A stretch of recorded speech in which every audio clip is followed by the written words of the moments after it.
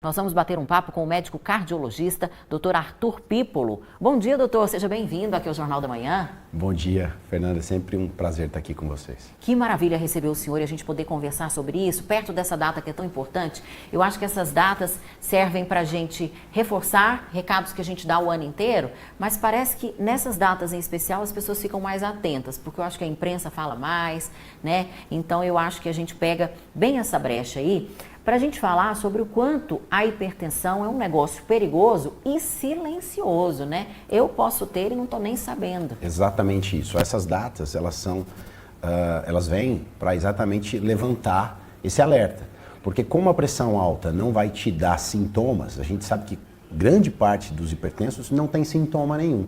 Então, só vai ser alertado quando o problema já está aparecendo. Como um AVC, um infarto, um problema renal, um problema na visão ocular. Então, o que a gente precisa é sempre estar prevenindo, né, com exames de check-up, com situações de aferição de pressão, pelo menos semestralmente. Uma pessoa tem que medir a pressão dela pelo menos uma vez a cada 6 meses, porque se esses níveis estiverem alterados, o foco dela já vai ser na prevenção. Quando a gente fala que houve essa mudança, né, em 2024, as diretrizes europeias já tinham feito essa mudança, aqui no Brasil foram feitas ano passado. Então, o que a gente quer dizer? Não quer dizer que uma pessoa que afira a pressão esteja com 12/8, ela já seja hipertensa, que ela já precise de remédio. Não, não é isso. O que a gente tem que entender é que se você aferiu a tua pressão, né, mediu a tua pressão de forma adequada, né, em repouso, né, não adianta chegar do trânsito, num dia estressante, ou com uma dor, ou com desconforto e medir a pressão. Isso não pode acontecer. Você tem que estar em repouso, usando um aparelho que esteja calibrado, né? A gente sabe que as pessoas têm esses aparelhos eletrônicos em casa, não tem problema, né? Desde que você esteja usando de forma correta. Aferiu a pressão, ela já está em 12/8 ou 13/8, opa, isso é um alerta. É um alerta para quê? Você tem que estar dormindo melhor. Você tem que estar com uma dieta mais balanceada, cortar o sal excessivo, o tabagismo, né, o cigarro tem que sair da tua vida.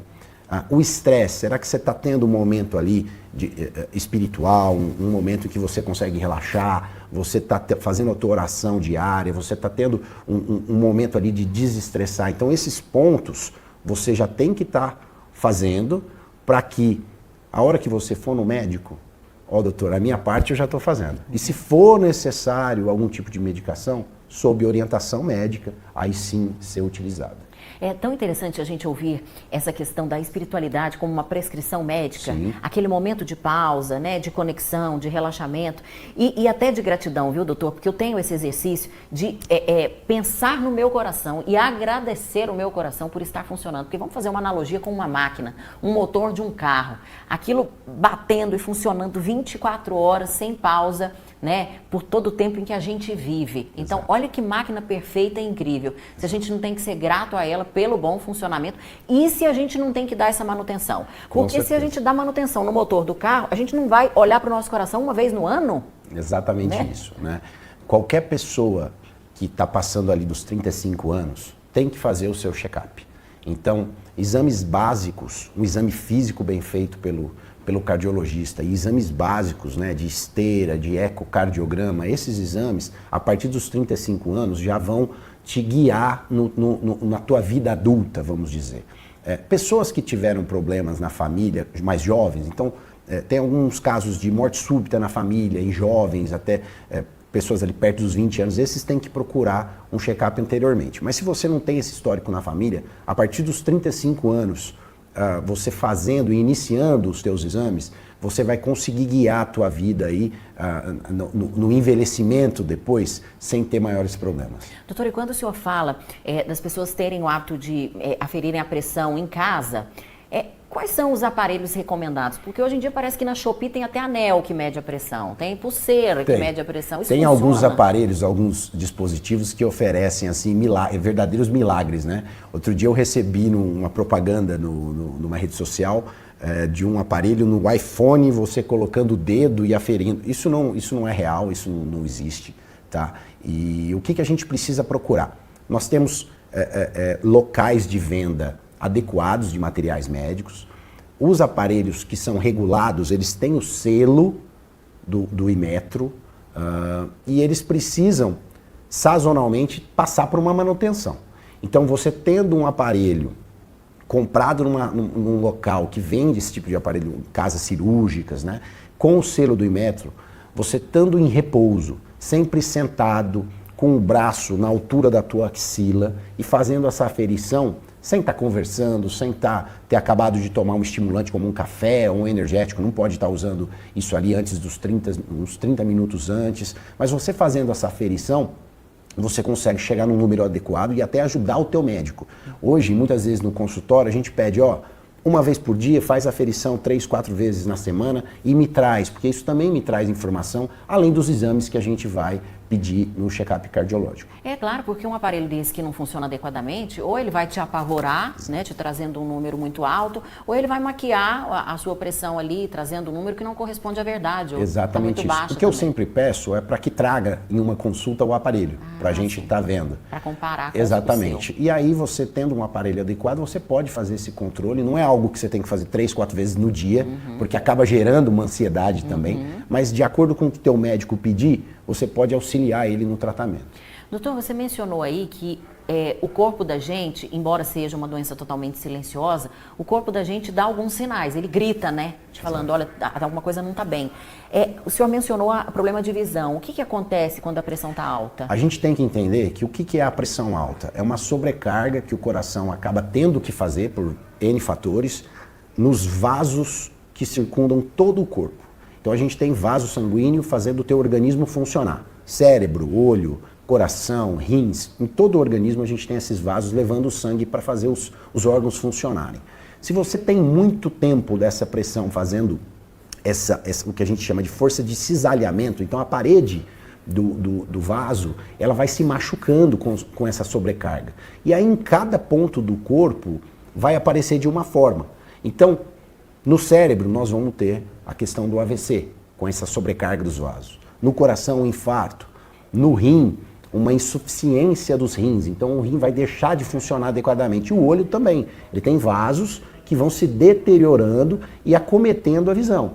Isso pode acontecer no organismo todo. Por isso que é importante a gente ter esse diagnóstico antes, porque quando o problema começa a aparecer, ele já está instalado. Então muitas vezes uma pessoa que começa a ter desconforto no peito, dor no peito, ele pode ter tido uma pressão alta que ficou vários anos lesando os vasos do coração. E aí a hora que a dor aparece, que é a angina, né, a dor do coração, o entupimento desse vaso já tá evoluído. Então, por isso é importante, se você tem esse diagnóstico precoce, você toma as medidas não farmacológicas, que foi o que a gente conversou, e se for necessário, o médico inicia o tratamento com remédio. Doutor, o senhor citou também quando há casos na família de morte súbita, né? A gente percebe da pandemia para cá uma onda anti-vacina e associando esses casos de morte súbita, de infarto fulminante, muito à vacina. O que os estudos mostram até aqui? O que a ciência trouxe de dados reais sobre isso em relação a isso? Não existe uma relação direta entre o aumento de mortes cardiovasculares e eventos cerebrais com a vacina em si. A gente sabe que a vacina foi muito importante no momento adequado para tirar a gente daquela onda de pandemia, mas o que a gente sabe é o seguinte: esses fatores que a gente conversou aqui, sedentarismo, tabagismo, uso de entorpecentes, pressão alta, diabetes, isso sim causa essa epidemia de doença cardiovascular. Esse que é o problema. Muitas vezes a gente muda o foco. A gente tem hábitos horrorosos, Exato. A culpa é da vacina. Exatamente. Então, o que a gente sabe? Anabolizantes. Exatamente. O que a gente sabe? Que hoje o que mais mata no mundo é a doença cardiovascular. Ela mata muito mais do que qualquer pandemia já matou, anualmente. E o que a gente tem que fazer? A nossa parte. Então, se você pode ter uma atividade física regular, se você pode se alimentar direito de segunda a sexta, porque ninguém está dizendo que no sábado você não pode ir num churrasco. Mas se segunda a sexta você faz o teu papel comendo direito, tendo um sono adequado, fazendo a tua atividade física, a chance de você ter um problema cardiovascular vai diminuir muito. E aí esse é o nosso papel, a gente tem que parar de colocar a culpa em outras situações, né? Terceirizar, né? Exatamente. Então, se você fizer o teu papel, a chance de você ter um problema, um infarto, um AVC, cai drasticamente. A gente tem um dado que chega a 35% chance menor de ter um problema desse se você fizer atividade física dentro da semana, num número de 150 minutos. Então, 150 minutos durante a semana inteira, não é num dia só, não. Se você tiver uma atividade aeróbica aí meia hora por dia, você já está nessa faixa de proteção de doença cardiovascular. A gente tem uma série de marcadores, né? Marcadores inflamatórios do corpo, né? A gente não pode olhar a pressão arterial isoladamente também. A gente está falando mais dela, mas tem uma série de outros fatores, por exemplo, colesterol também, né? A gente tem que estar atento a isso. A gente tem uma série de situações hoje no check-up que o cardiologista vai avaliar. Então ele vai avaliar a tua pressão, ele vai avaliar tua glicemia para ver se você não é diabético, ele vai avaliar o colesterol, ele vai avaliar também marcadores inflamatórios de exame de sangue. Então a gente tem um exame que consegue me dizer sua chance de ter infarto é maior. Então tudo isso aí, por isso que é importante, a partir dos 35 anos, você tá fazendo o teu check-up e a partir daí guiar o tratamento do teu médico. Qual que é esse exame que fala se tem chance de infarto? Fiquei curiosa. Nós temos um exame de sangue chamado PCR-US, que me mostra o nível de inflamação do teu organismo. Então se você está mais inflamado, a chance de ter um evento cardiovascular é maior. E aí, como que você abaixa isso? Fazendo atividade física, comendo direito, tendo um sono adequado. E é impressionante quando as pessoas conseguem fazer isso e a diferença em 3 meses, você repetir esse exame de sangue, como todos esses marcadores baixam. Isso aí dá uma felicidade para o cardiologista, porque ele sabe que no futuro ele não vai ter que encaminhar esse paciente para fazer um cateterismo, fazer uma cirurgia, colocar um aparelho que é o stent, que a gente desobstrui a artéria. Então, se você começar a fazer isso lá atrás, o teu final, o teu envelhecimento vai ser muito melhor. Se tiver alguma pergunta de ouvinte, pode mandar para a gente que eu vou passar aqui para o doutor, tá, produção? Uma outra questão, doutor, é mais prevalente em homens ou mulheres essa questão da pressão alta? Porque homens tradicionalmente se cuidam menos, né? Vão menos ao médico. Na verdade, a mulher tem a rotina de estar indo, pelo menos anualmente, a ginecologista. Isso ajuda muito a gente. Então, tem muito diagnóstico que é feito pela ginecologista e que nos encaminha, porque a mulher tem essa rotina de estar fazendo o check-up ginecológico anual, né? O homem é mais difícil você conseguir trazer no consultório. Normalmente, ele só vai para o pronto-socorro, a hora que sente o desconforto. Se a gente tem, se antigamente a gente tinha uma prevalência maior na questão do homem ter mais problema cardiovascular, hoje isso já mudou.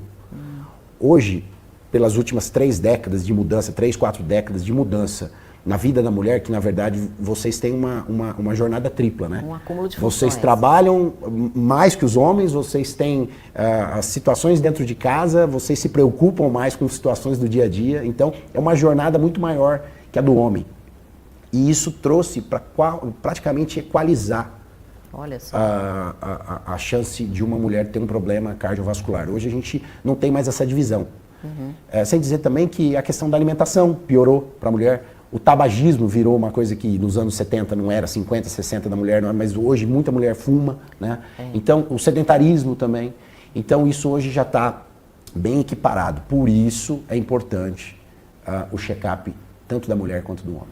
Doutor, são 8h41, a gente tem uma pergunta da Gisleide. A partir de que idade a pessoa tem que se preocupar com medir pressão? Gisleide, a partir dos 35 anos, se você for assintomática, né? Se você estiver tendo algum sintoma de tontura, dor no peito, pressão aqui na nuca, isso pode ser feito antes. Principalmente se a pessoa tiver um sobrepeso. A gente sabe que existe uma relação direta entre sobrepeso e pressão arterial. Ela vai subir. Se a pessoa não tiver com peso adequado, a pressão vai estar mais alta. Da mesma forma que essa pessoa controlando o peso, a pressão também controla. Então, muitas pessoas chegam no consultório hipertensas, conseguem ter a perda do peso e um remédio que ela estava usando a gente consegue retirar, parar de ter que tomar a medicação. Coisa boa. Eu tenho uma outra dúvida que é em relação ao sal marinho. Isso é muito propagado na internet, né? Que você substituir o sal normal de A gente tem supermercado muito pelo sal dessas marinho? discussões sobre que óleo usar, né? O azeite ou a banha, ou o óleo, o sal da mesma forma. O que a gente sabe? Se for pouco, qualquer um é bom. Então, você usar um pouco de azeite, um pouco de óleo, um pouco de banha, um pouco de sal, sempre é bom. O importante é não ter o excesso. E com o sal é a mesma coisa. Maravilha. A Maria Eduarda, de Anápolis, está parabenizando o Dr. Arthur pela entrevista e quer saber se quem tem pressão alta tem que tomar remédio para sempre. Muito obrigado pelo parabéns. Como eu estava dizendo, se você for uma pessoa que tem uma predisposição genética, tem pessoas que vão ser magras, fazer atividade física, comer direito e vão ter a pressão alta. Isso é algo que vai ser dela. Essa aí dificilmente a gente vai conseguir tirar o remédio. Agora, tem pessoas que estão hipertensas por conta de fatores externos. Então, o sobrepeso, o sedentarismo, o tabagismo, né? Essas pessoas, a gente, tirando esse fator desencadeante, a gente consegue tirar remédio sim. Principalmente, como eu tinha te dito, da questão do sobrepeso. Excelente, doutor. Que entrevista boa. Muito obrigada pela presença do senhor aqui. Volte mais vezes, viu? Obrigado a vocês, a gente está à disposição. Eu trabalho com o tratamento do infarto. Né? A gente faz os procedimentos de angioplastia, cateterismo. Então, se a gente pode prevenir, se a gente pode estar passando informação para a população para não deixar o infarto acontecer, facilita demais o nosso trabalho. Imagina. Né? É muito difícil você ter um jovem chegando ao pronto-socorro já infartado e aí você tendo que fazer um procedimento de caráter de urgência. Isso aí muda muito o prognóstico e o curso da vida dessa pessoa. Então, a informação que vocês trazem aqui salva vidas. Excelente. Muito obrigada, doutor.